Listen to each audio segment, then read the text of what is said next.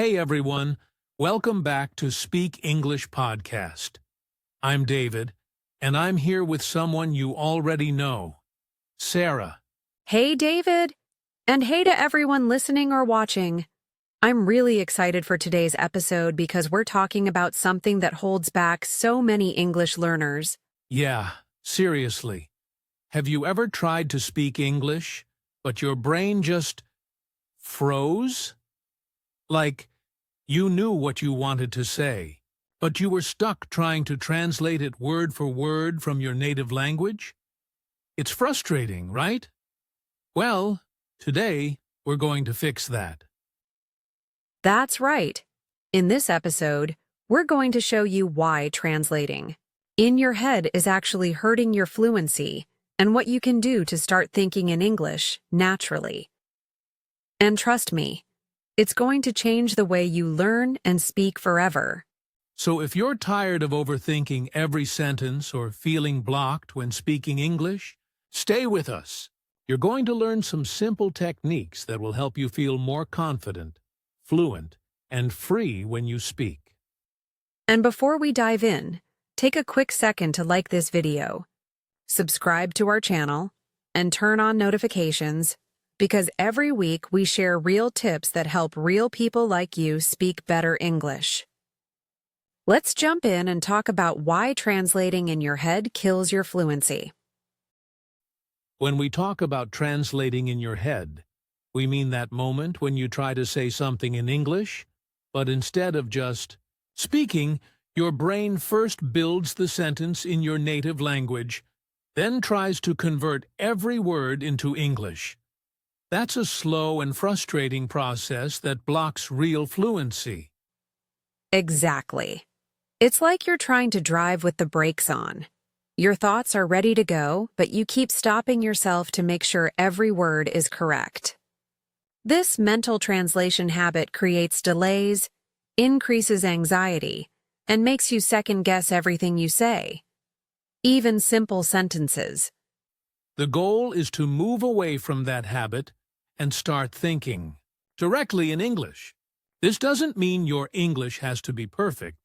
It means that your brain starts associating ideas, emotions, and everyday thoughts directly with English words and expressions without needing a middle step.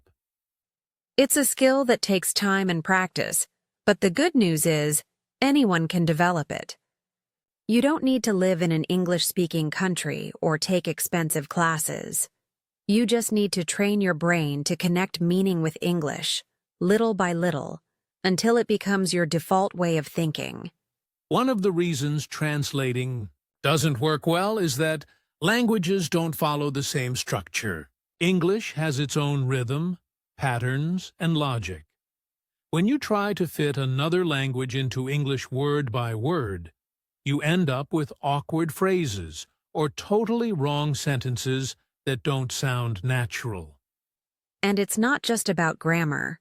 It's about how English speakers think. When you start thinking in English, you start to understand the mindset behind the language. You begin to choose expressions that feel right, instead of translating literally and hoping it makes sense. That shift from translation to connection is where real fluency starts. It's not about knowing more vocabulary. It's about using the vocabulary you already know without hesitation. The less you translate, the faster and more naturally you'll be able to express your thoughts in real conversations. So instead of memorizing long word lists and trying to mentally convert everything, we're going to focus on ways to train your brain to think in English directly. It's a mindset change, and once it happens, speaking becomes smoother, faster, and way more enjoyable. Let's say you wake up in the morning and instead of thinking, "What do I have to do today?" in your native language, and then translating it, you simply start with the English thought, "Okay, today I need to go to the grocery store, answer some emails, and call my friend." That's direct thinking. Right. And here's another example. Imagine you're in the kitchen making coffee. Instead of mentally narrating the steps in another language, try saying to yourself in English, "I'm filling the kettle. Now I'm grinding the coffee. The water is boiling. Time to pour." That's active English thinking. The idea is to describe what you're doing, what you see or what you feel, in English, as it's happening. Even if you speak quietly or just think the words, you're training your brain to form thoughts in English, without needing a translation bridge in between. That's powerful practice. It doesn't have to be complicated. You can be walking outside and think, "The weather is nice today. That tree is huge. I like this path." The more you do this, the more natural it becomes. You're not just learning vocabulary, you're creating real-time connections between thought and language. Another way to practice is to look around your room and label things in English. Think, "This is a chair. That's my desk. I see my phone. The window is open." It seems simple, but it forces your brain to stay in English and avoid switching back to your native language for no reason. You can also do this with your emotions. If you feel nervous before a meeting, think, "I'm a little nervous, but I'll do my best." Or, if you're excited about something, "I can't wait for tomorrow." You're not just reacting emotionally, you're practicing how to express those emotions in English. And even if your sentences are short or imperfect, that's totally fine. The goal isn't perfection, it's fluency. The more you think in English, the more your brain gets used to forming sentences quickly and naturally. Over time, that process becomes automatic and effortless. That's how you break the translation habit. By keeping your internal dialogue in English, your fluency grows every day. You're teaching your brain that English isn't just something you study, it's something you live. And that's what makes the biggest difference in the long run. When you stop translating and start thinking directly in English, your response time improves dramatically. You're no longer stuck searching for the right word by going through your native language. You simply speak.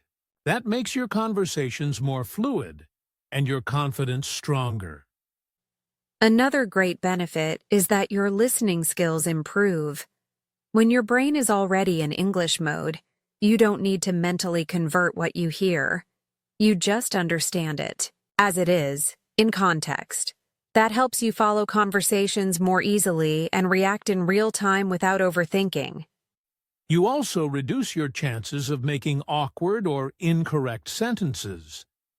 When you translate, you often apply grammar rules that don't fit English. But when you think in English, you start to naturally absorb how sentences should be structured, simply by hearing and using them regularly. And let's not forget how much this boosts your confidence. When you can think in English, you feel more independent. You don't rely on apps, dictionaries, or mental shortcuts. You just express yourself. That sense of freedom is what gives learners the motivation to keep going. Thinking in English also trains your memory in a deeper way.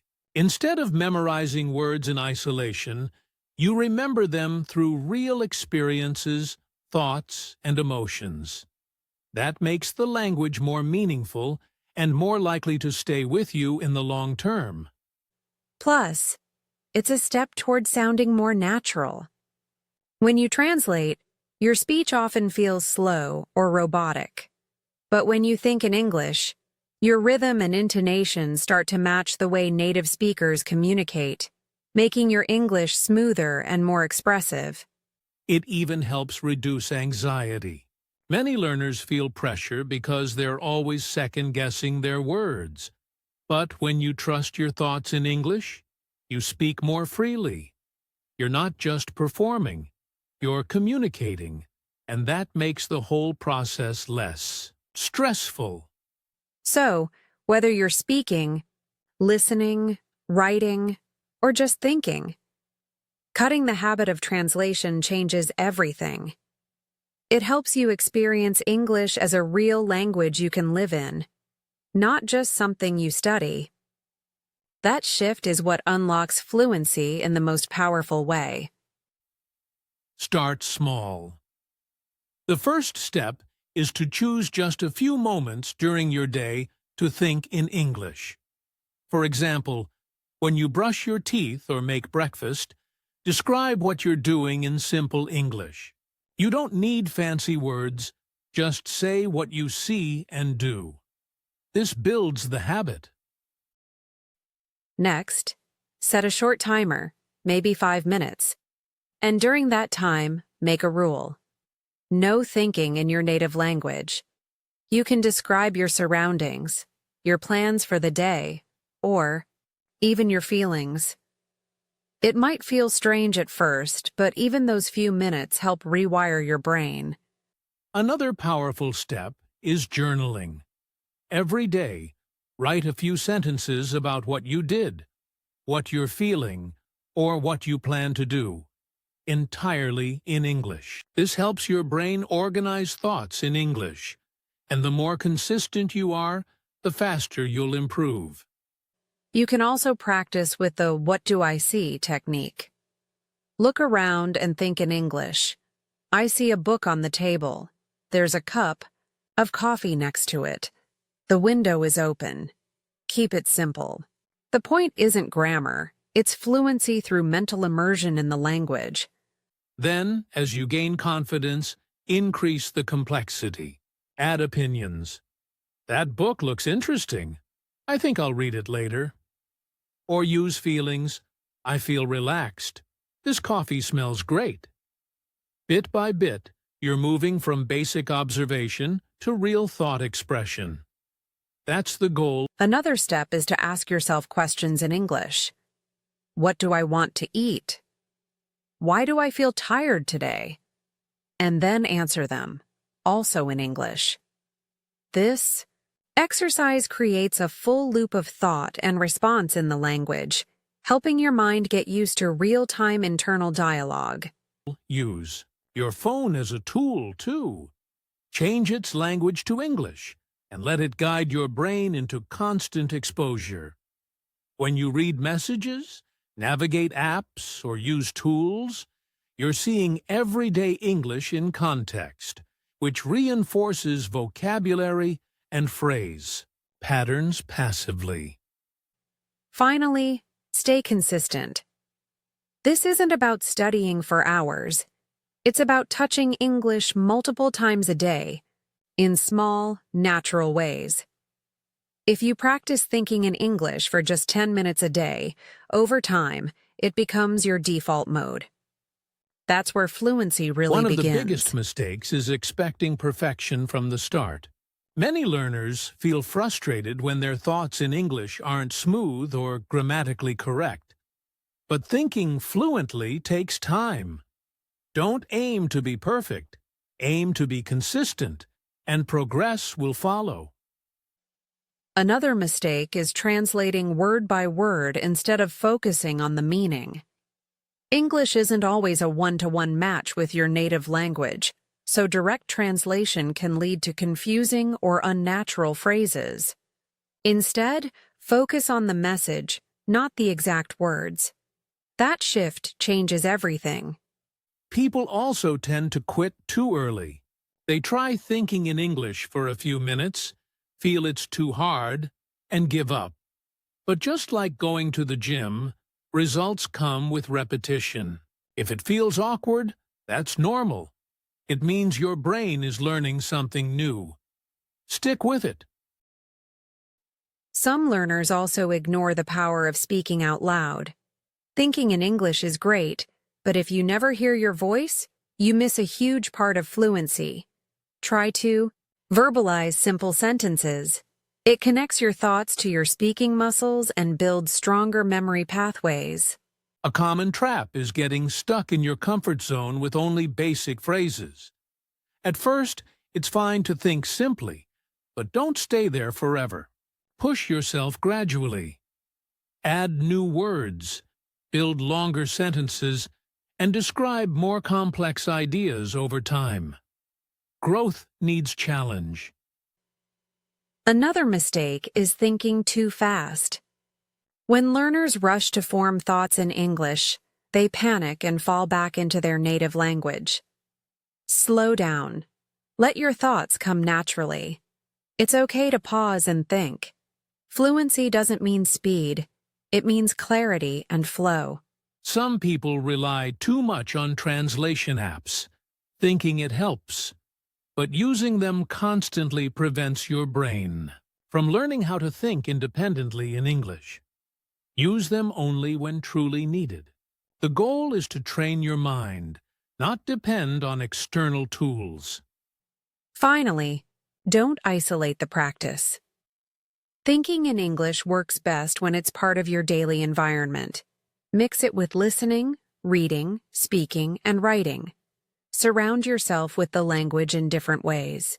That's how fluency becomes second nature. Here's a simple challenge for you. Choose one daily activity, like making coffee, brushing your teeth, or going for a walk, and narrate it in English in your mind. Just for 5 minutes. No translating. Focus only on what you see, feel, or do using the English words you already know. To make it even easier, set an alarm on your phone once a day labeled Think in English. When it rings, stop what you're doing and switch your thoughts to English for a short time. It becomes a habit, like brushing your teeth. Just another part of your day, naturally and consistently. You can also create a short list of 10 useful everyday phrases like, I'm hungry, it's too cold, or, where are my keys? Memorize them and use them throughout the day in your thoughts. Repeat them often. These quick wins give you confidence and make thinking in English feel easier. Another great practice is talking to yourself quietly in English while doing small tasks. For example, as you tidy up your room, say things like, I'm folding the blanket, or I'm putting the book back. It might feel silly at first, but it helps connect thought and language naturally. Want to take it a step further? Try recording your voice for 1 minute each day, describing your mood, your plans, or what's around you, all in English. Then, listen to it. You'll notice progress over time, and it gives you a clear picture of how your fluency is developing. If you enjoy writing, start a 1-sentence-a-day journal in English. Just 1 sentence every night before bed. Keep it simple. Today was a good day, or I learned a new word. The goal isn't to be perfect. It's to keep your brain thinking in English in short, daily bursts. Combine your interests with English. Love cooking? Think in English while reading recipes or preparing meals. Like working out? Describe your exercises mentally in English. When language connects with what you love, practice becomes enjoyable and more meaningful. Remember, the challenge is not about time, it's about consistency. Even if you only do it for 2 or 3 minutes, but you do it every single day, you will see change. The key is showing up. Every small effort builds momentum, and fluency is the reward for not giving up. So today we talked about something that really blocks fluency, translating in your head. We explained why it happens, how it slows you down, and most importantly, how to break that habit. We gave you techniques, examples, common mistakes, and a simple challenge to start thinking in English every single day. Remember, your brain can learn to think directly in English. It's not about being perfect. It's about being present, consistent, and patient. The more you practice, the easier it gets. Little by little, it becomes natural. That's how fluency happens. And we believe you can get there. If this episode helped you, let us know in the comments. What was your favorite tip? What part do you want to try today? We love reading your messages. They help us understand how we can keep supporting you on your English journey. So, take a second and share your thoughts. And if you haven't already, hit that like button and subscribe to the channel. That's how you show us you enjoy the content and want more episodes like this. Turn on the notifications so you never miss a new lesson. Thanks for being with us, and keep thinking in English. See you next time.